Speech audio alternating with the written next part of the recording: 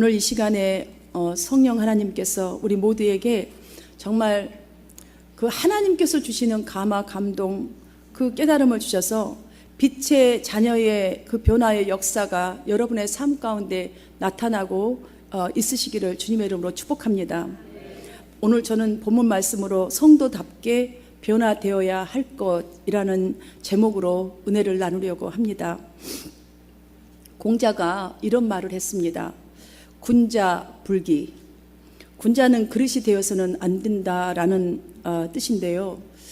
어떻게 각 사람은 사실 쓸모있는 그릇이 되어서 이 세상에 유익을 끼치는 그 일이 옳을진데 쓸모없는 그릇이 이렇게 쓸모있는 그릇이 되어서 살아야 할 것을 왜 그릇이 되어서는 안 된다라고 말씀하신 걸까? 참 여러분 좀 아이러니하지가 않습니까? 그 그릇 기자를 뜯어보면요, 그 개견자에 입구가 4개가 이렇게 쪼로록 있어요. 4개가 둘러싸고 있습니다. 제가 그 한자를 저희 중학교 1학년 때 한자가 1년 딱 배우고 나니까 그때 한자가 없어졌어요. 제가 한문에는 좀 문외한입니다. 쉬운 자 외에는 어려운 자는 잘 못 읽겠더라고요. 그 다음에 고등학교 시작을 하니까 다시 한자가 없으니까 해석이 안 나온다고 다시 한자가 나와서 우리가 일본어를 배운 기억이 있는데 제가 이제 잘 모르니까 인터넷 찾아보니까 그렇게 되어 있더라고요. 기자를 딱 뜯어보니까 기자 여기 딱 되어 있는 데다가 입구가 4개가 둘러싸여 있어요. 이게 어떤 상황이냐면 그 게 요리를 앞에 두고 접시에다 딱 쌓아놓고 4사람이 둘러앉은 형상이지요. 그러니까 지금 이 공자가 말하고자 하는 것은 지금 그릇 앞에 접시를 상징해 놓고 그 의미를 무엇으로 이렇게 말하고자 하냐면 큰 그릇이 되어야지 자잘하고 납작한 접시가 되어서는 안 된다라는 말인 것 같습니다. 물론 작은 그릇도 접시도 다 쓰입니다. 그러나 예를 들면 우리가 지식이 좀 있다 해도 누구나 다 군자라고 할 수가 없습니다. 지식과 아울러서 인격도 동시에 갖추고 덕을 실천하는 참된 인물이 되어야 군자라고 할 수 있겠지요. 여러분들 보세요. 큰 강물이나 큰 바다에 바닷물에다가 바위를 탁 던진들 그 바다나 큰 강물이 끔찍합니까? 물방울만 몇 개 튀지요? 끔찍도 안 합니다. 유유히 흐르고 유유히 있습니다. 그런데 여러분들 접시물에다가 한번 동전 하나 탁 떨어뜨려 보세요. 그러면 아주 난리가 납니다. 동전 하나 떨어졌는데 온 천지 튑니다. 뭐 이 말이 그렇다고 해서 군자 보고 잔일을 하지 말라는 것이 아니라 통이 커야 한다는 말이에요. 통이 커야 한다. 성도가 누구입니까? 성도. 굉장히 중요한 말입니다. 성도. 우리는 한 부대로 생각합니다. 여러분은 누구십니까? 하나님의 자녀로 선택받은 자가 성도입니다. 그럼 우리는 어떤 통을 가지고 살아야겠습니까? 큰 그릇을 가지고 살아야 합니다. 하늘의 왕의 자녀다운 그런 그릇을 가지고 살아야 하지요. 오늘 본문은 이러한 선택받은 성도들이 하늘의 왕의 자녀답게, 빛의 자녀답게 마땅히 행할 도리에 대한 겉면의 말씀이 오늘 본문 말씀입니다. 오늘 본문 바로 앞장에서 바울은 성도들이 서로 하나가 되어야 하는 이유를 이렇게 말씀해 주고 계십니다. 몸이 하나요 성령이 하나이니 이와 같이 너희가 부르심의 한 소망 안에서 부르심을 입었느니라. 주도 하나예요, 믿음도 하나예요, 세례도 하나예요, 하나님도 하나라라고 전체적인 것이 하나라는 것을 지금 강조하고 있습니다. 교회 안에 모인 모든 성도는 같은 성령, 같은 믿음, 같은 소망, 같은 주님, 같은 하나님, 같은 세례, 이렇게 섬기는 사람들이란 이 표현은 신자 모두는 나이와 상관없이 직분과 상관없이 언제 믿었냐 상관없이 같은 공동점을 가지고 있다라는 이 설명입니다. 우리 각자는 사실 비슷한 것 같아도 서로 다른 점이 참으로 많습니다. 나이가 다르고 하는 일도 다르고 생활도 다르고 취향도 다르고 생각도 다르고 취미도 다르고 은사도 다르고 성격도 다르고 하여튼 다른 것이 무지무지 많아요. 무지지 많아요. 뭐 눈 사이즈도 다르고, 키도 다르고, 머리 헤어스타일도 다르고, 똑같은 화장품을 갖고 바르는 것도 다르고, 한국 식품점에 똑같은 것을 산다 할지라도 음식 나오는 것도 다르고, 다 다릅니다. 그런데 주 안에 있는 우리가 하나 되는 것은 서로 다른 차이를 극복하여야 하나 될 수 있다는 말입니다. 이렇게 같은 우리라는 인식 속에서 어떻게 이루어져야 하는가, 하나님이 어떻게 하나님과 우리 사이를 하나 되게 하셨는가, 이 진리의 말씀을 깨닫고 그 하나의 다른 점들을 극복하여야 한다는 말씀입니다. 즉 내 그릇에 맞추어서 사는 성도의 생활 자세가 아니라 주님을 본받아서 한 주님을, 그 하나님의 온전하신 주님을 닮아서 서로가 하나 되어져 가야 한다는 의미지요.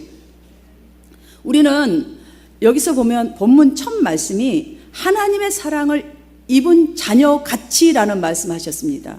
이 말씀의 의미는 무엇이냐면 우리는 하나님을 본받는다라는 뜻으로 쓰이고 있습니다. 원문에 돌아가서 보면 하나님을 본받는다, 즉 성도는 하나님을 본받는다예요.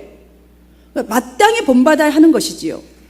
여러분들 아이가 자라는 동안에 희한하게요, 아무것도 모르는 피요한 상태에 자랐는데 부모님의 모든 것들을 저절로 모방해 가요. 먹는 것도 똑같고 걸음걸이도 똑같고 희한해요. 습관도 똑같아요. 판박이라고 우리 말하잖아요.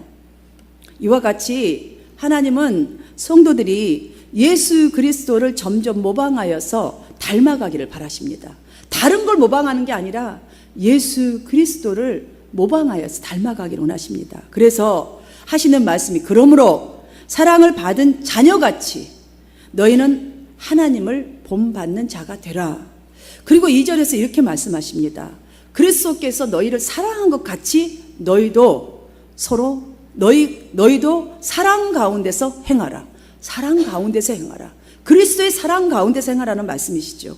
그러니까 우리가 모방해야 할 것, 그 다음에 본받아야 할 것은 그리스도께서 우리를 사랑한 것 같이 그 사랑 안에서 행하는 것이에요. 사랑하는 우리 한마음 성도님들이 하나님의 사랑을 받은 자 같이 예수 그리스도의 사랑을 본받는 자 되시기를 주님의 이름으로 축원해 드립니다.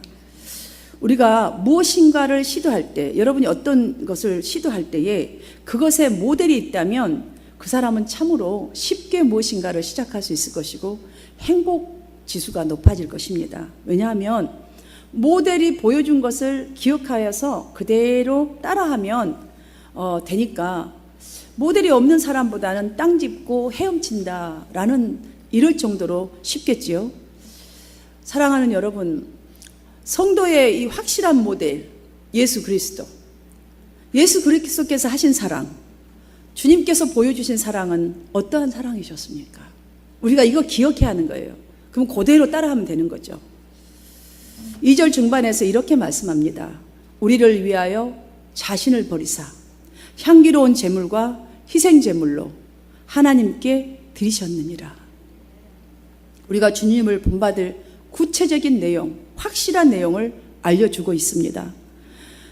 우리 주님의 사랑은 타인에 의한 것이 아니라 자신을 버리사 자기 스스로가 자유에 의한 것이었어요.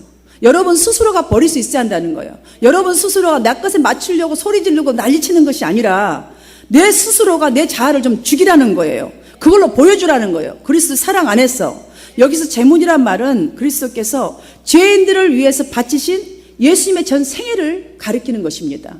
예수님의 전 삶이 죄인들을 위해서 온통 그냥 다 투자한 삶이라는 것이죠. 여러분은 무엇을 위해서 전 생애를 지금 바치고 계십니까? 어떤 사랑을 성취하기 위해서 여러분은 최선을 다하시고 계시나요?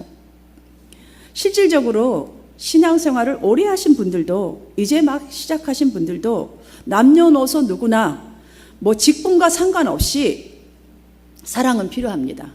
사랑 꼭 있어야 합니다. 받아야 하고 해야 합니다. 그래야 행복해질 수 있습니다. 그래야 성장할 수 있어요. 처음부터 하나님이 그렇게 만들어 놓으셨어요. 그러나 여러분들 이렇게 이 사실을 알기 때문에 사랑하려 애쓰지요. 그런데 아무리 사랑하려고 해도 사랑스럽지 않는 사람이 있어요. 사랑스럽지 않는 사람, 혹은 점처럼 바뀌지 않는 사람, 혹은 만나면 상처를 받는 사람, 내가 상처를 받아버려. 아니면 만나고 돌아서면 아무튼 기분이 좋지 않은 사람. 이런 사람이라면 여러분들 사랑하기 어렵죠? 아니에요? 좀 쉽지 않던데. 저는 막 하고 싶어도 빨리 못 돌아가는 거예요. 왜냐하면 그 사람이 막 싫어해버리니까 못 가겠어요. 그럼 제가 그래서 이런 생각을 해보는 게 어떨까? 이런 생각을 이 말씀 속에서 제가 해봤습니다. 예수 믿기 전에 나의 모습, 그 다음에 예수 믿은 후에도 아직도 예수님 사랑을 못 깨달았을 때의 나의 모습이 하나님이 보실 때에는 이러했을 것이다. 참 진짜 사랑하기 힘든 사람, 사랑받기도 힘든 사람, 좀처럼 바뀌지 않는 나, 사랑스럽지도 않는 나, 아무리 사랑하려 해도 정말로 쉽지 않는 나. 여러분 오늘 본문 2절을 보시면 우리가 집중해야 할, 성도들이 집중해야 할 교훈의 단어가 있습니다. 바로 자신을 버리사 들이셨느니라. 이 말씀 앞에서 무너질 수밖에 없는 거예요. 이것이 주님의 사랑 방법이었더라고요. 자신을 버리사 하나님 앞에 그냥 나를 제물로 드려버렸다는 것이죠. 여러분이 변화된 천국 자녀임을 보여줄 수 있는 중요한 비결은 바로 나를 위하여 자신을 버리신 예수님의 십자가 자리로 내려가는 것 뿐입니다. 내가 받은 구원이 그리스도의 어떤 희생의 자리에서 비롯되었는지 그 사랑을 잊지 않고 자신을 버리사 내 자신을 버려버리고 내려가면 그 쉽지 않는 그 자리에서 그리스도의 사랑을 깨닫게 되고 배우게 될 줄로 믿습니다. 그렇지 않고서는요, 너 버려 이것밖에 할 수 없어요. 왜 못하는 거야? 왜 제대로 못하는 거야? 이것밖에 지적할 수 없어요. 우리는 내 자신을 버리사가 되지 않는다는 것이죠. 주님은 자발적으로 하셨답니다. 우리가 자발적으로 진정으로 우리가 주님의 희생의 그 사랑을 흉내라도 내다보면 자식들이 부모를 닮아가시듯이 어느 날 보면은 뒤돌아보면 주님을 닮아있는 여러분의 모습을 발견하게 되실 줄 믿습니다. 이 시간 우리 모두에게 어떤 것들이 변화되어야 하겠는지 말씀을 함께 묵상할 때에 우리의 생활에 적용하게 되는 은혜가 있으시기를 간절히 바랍니다. 첫 번째로 함께 살펴보고자 한 것은 나의 거처가 변해야 한다는 것입니다. 무슨 거처? 갑자기 이제 집을 떠나서 어디로 가야 되나 여러분 그러는데 그 거처를 말하는 게 아니에요. 7절 말씀을 보면 그러므로 그들과 함께하는 자가 되지 말고 라고 권면합니다. 요한일서 3장 7절에 보시면 자녀들아 아무도 너희를 미혹하지 못하게 하라 라고 합니다. 그리고 요한일서 3장 9절에 다시 보시면 하나님께로서 난 자마다 죄를 짓지 아니하나니 이는 하나님의 씨가 그 속에 거함이라 라고 했습니다. 왜 죄를 짓지 않느냐면 하나님의 씨가 그 속에 있음이라.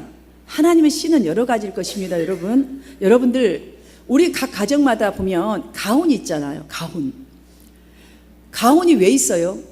가정과 사회를 이렇게 살아가는 데 있어서 명심해야 될 생활 지침이죠. 우리 가족들이 이 생활 지침을 갖자. 생활 철학을 가지고 살아가보자. 가정생활도 사회생활도 이렇게 해보자 라고 딱 정해놓은 거잖아요. 그러면 모든 가족들이 아버지서부터 어린아이까지 이 가훈을 마음에 새깁니다. 그래서 이 마음에 새긴 걸 가지고 올바른 가치관을 거기에 맞춰서 생각하고 행동하게 되는 것처럼 성도들에게도 하나님의 생명의 말씀에 씨가 있습니다. 성령님이 나와 함께함을 다 알고 있습니다. 바로 우리에게 있는 가훈입니다. 이게 약속의 말씀이 있습니다. 천국이라는 이미 티켓을 받은 그 가훈이 다 있지 않습니까?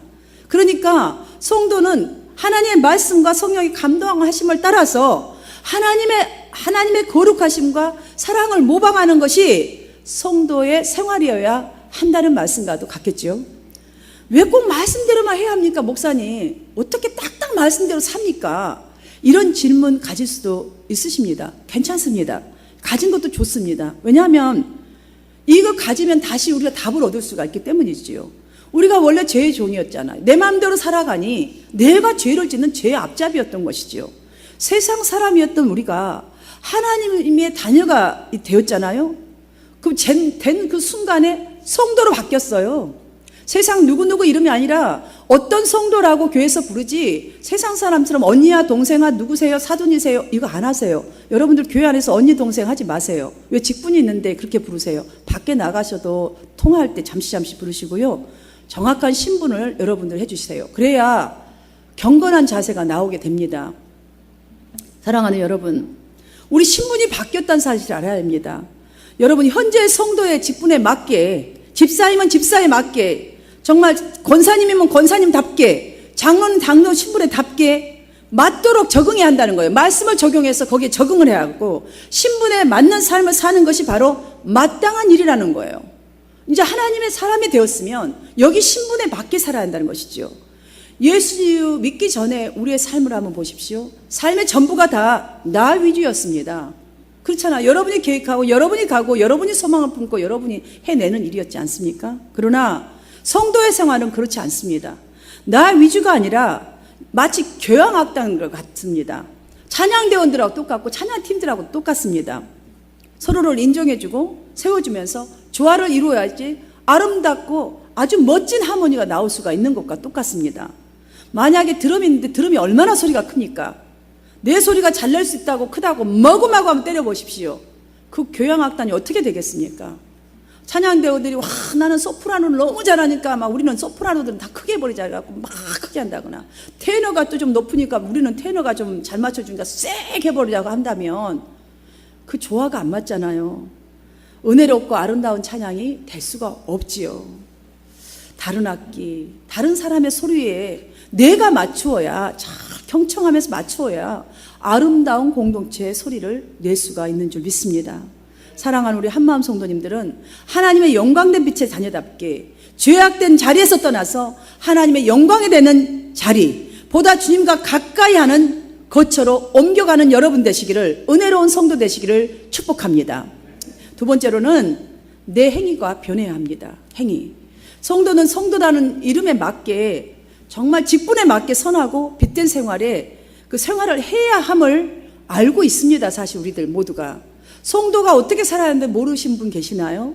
믿음에 있어서도 마찬가지입니다. 내가 1년 되고 2년 되고 3년 됐다면 은혜롭고 덕스러야 하는 것도 잘 알고 있습니다. 내가 기도하는 사람이라면 기도하는 사람 나와야 된다는 것도 알고 있습니다. 내가 직분을 가졌다면 무엇을 맡았다면 맡은 데 잡게 해야 되는 걸 모르는 사람 한 분도 안 계십니다. 초신자도 다 알고 있습니다. 그러나 아는 것보다 중요한 것은 행동입니다. 아니까 말만 많은 거예요. 말만 많아요. 말. 지금 우리 한국 정부도요, 북한의 김정은도 주변 나라들도 핵 문제를 어떤 방식으로든 처리하기 위해서 관심이 온통 집중되어 있지 않습니까? 세계 뉴스속에 지속적으로 나오잖아요. 여러 차례에 또한 회담을 거치고 협상을 하였지만 여러분, 협상을 물론 하는 게 중요합니다. 이렇게 생각하는 건 중요합니다. 그러나 그 해법은 변화의 행동 변화입니다. 거기에 맞는 행동 변화입니다. 그 해법을 찾고 회담을 했다면 회담 중에 나온 그것에 행동을 맞게 하는 변화가 일어나야 된다는 것이죠. 행동이에요. 서로 나라 경제를 키우겠다는 생각만으로는 아무리 우리가 일구동성 핵을 없애자고 아이디어를 내고 또 상담을 한들 말을 한들 평화는 쉽지 않을 것입니다. 에스겔서 3장 17절로 하나님은 그 막대기들을 서로 합하여 하나가 되게 하라. 내 손에서 둘이 하나가 되게 하리라 라고 에스겔을 통해서 선포케 하셨습니다. 이 말씀은 그저 통일된 그냥 민족 공동체를 이루는 것만을 말씀하시는 것이 아닙니다. 하나님의 백성으로서 참된 신앙 공동체를 이루게 하시겠다는 하나님의 확고한 계획이요 약속입니다. 사랑하는 성도 여러분, 여러분들이 여러분의 가진 은사를 행동을 나타내셔서 참된 신앙의 공동체를 이루는데 약속의 자녀가 될 수 있도록 행동의 변화를 이뤄가 보십시오. 발자국 떼어보시기를 바랍니다. 이런 여러분 되시기 주님을 보고 축원합니다. 세 번째로는 우리의 소망이 변해야 돼요. 우리의 소망이. 성도라는 명칭은 예수 믿으니까 그저 불러주는 그게 아닙니다. 우리는 그냥 성도 하니까 그 정도로 여겨버리고 지나가 버리는 거예요. 성도. 아무 의미가 없어요. 아무 책임감도 없어요. 왜냐하면 여러분, 이 성도라는 의미 우리가 진정으로 소중하게 여겨야 되고 내 가슴 속에 가온처럼 여겨야 된다는 거예요. 무게를 느껴야 된다는 것이죠. 왜냐하면 사람이 잘나질 때에, 직분이 완전히 달라졌을 때에 붙여지는 명칭이기 때문이에요. 세상 사람 같으면 절대로 성도라는 이름 붙여지지 않습니다. 달라졌기 때문에 붙여진 게 성도예요. 하나님 나라의 백성이라는 거예요. 하나님 나라의 자녀라고 달라졌기 때문에 붙여진 것입니다. 그렇기 때문에 이와 같이 아무 누구에게서 우리는 성도로 바뀌어진 여러분의 소망도 이제는 세상 가운데 내가 뭘 이루겠다는 이 소망 중에 이루어서 뭘 하겠다는 이 소망이 뒤따라 붙어야 한다는 것이지요. 그래야 내 생활이, 내 행동이 달라질 수가 있습니다. 예수 믿기 전에 이 사용되었던 언어, 예를 들어 본다면 4절과 이 쭉 나와 있지 않습니까? 4절에서는 누추함과 어리석은 말이나 희롱의 말이나 마땅치 않다고 분명히 말씀하고 계십니다. 또한 5절에서는 탐하는 자는 우상 숭배자라 라고 하십니다. 왜 탐하는 것을 우상 숭배라고 하는 것일까요? 탐하는 것, 소망 중에 뭐 욕심 부리는 거 좋은 것도 많은데 왜 탐하는 것은 우상 숭배라고 하는 것일까요? 마땅히 1순위로 섬겨야 할 하나님의 자리에 하나님이 아닌 다른 대상을 두고 열심을 내기 때문이에요. 언어도 잘못 사용하면 사람 사이를 갈라놓고, 탐하는 것도 잘못된 것을 탐하면 하나님과 우리 사이를 완벽하게 갈라지게 해버리는, 그게 바로 근원이 되기 때문입니다. 물론 열심히 사는 것 참으로 중요합니다. 신앙생활하는 우리 성도들은 모두가 열심히 살되 세상 사람보다 더 열심히 살아야 합니다. 그러나 여러분의 마음에 품은 소망에 열심을 내는 수고가 천국 생활을 위한 소망으로 바뀌어져야 한다는 것이지요. 그래서 우리 소망이 바뀌어져야 한다는 것이에요. 모든 것을 능히 하실 수 있는 하나님의 소망으로 바꾸시기를 주님의 이름으로 축원합니다. 그래야 예수님을 보면서 또한 내세를 바라보면서 힘을 낼 수 있어요. 힘들 때, 어려운 일일 때 견뎌낼 수가 있는 거예요. 오히려 내 속에서 하나님의 인내를 사람들에게 표출하는 거 되는 것이죠. 그렇지 않으면 우리는 바로 지금까지 죽었노라 했더니 바로 벌떡 일어나는 역사가 일어나는, 사탄 마귀의 역사가 일어나는 것이죠.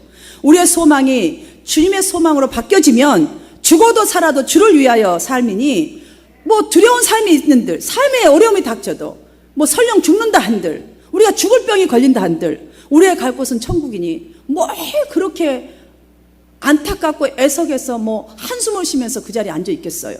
오히려 내가 가면 곧장 딱 생명만 그냥 걷어가시면 천국이네, 소망이 있어요. 우리가 천국을 소망하지 않으니까 막 오늘이 마지막 날처럼 지금 난리법석을 하는 거예요.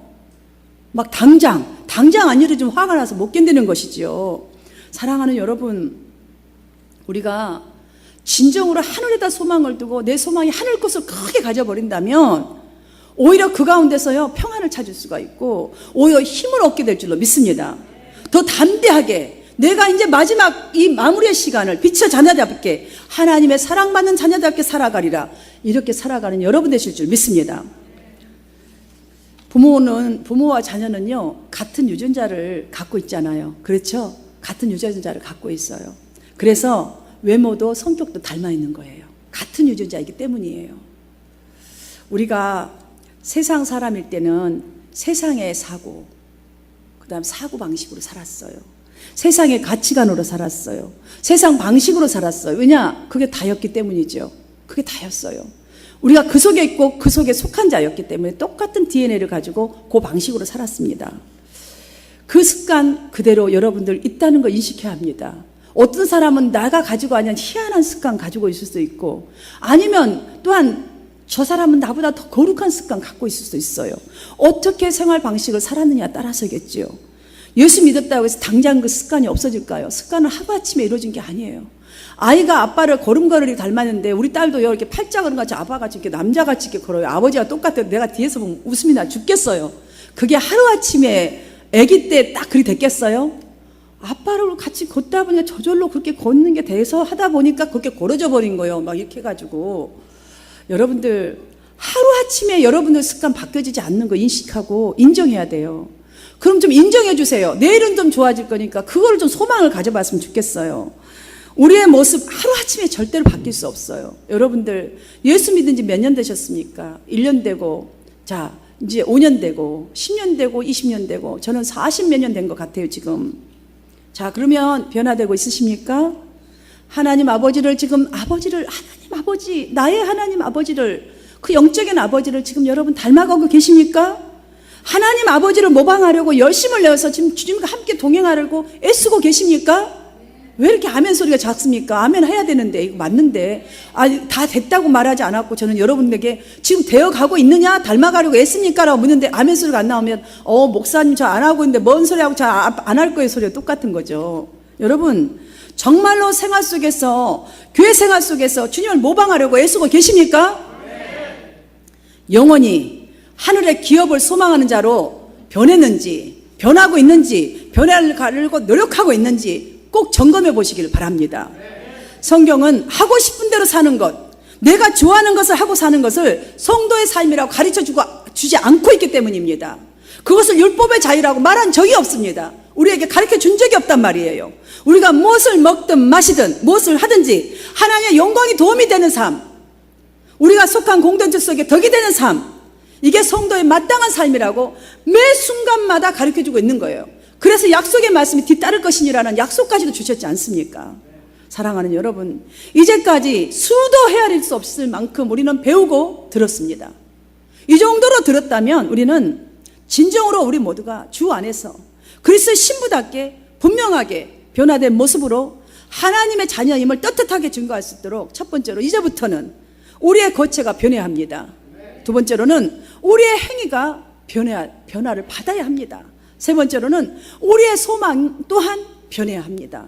그러는 가운데서, 그 가운데서 우리 주 예수 그리스도처럼 내 자신을 버리사가 가능합니다. 이게 되어야지 가능해요. 그래야 향기로운 제물과 희생 제물로 하나님께 드려지는 자로 살아가게 되실 줄 믿습니다. 이런 여러분 되시기를 주님의 이름으로 축복합니다.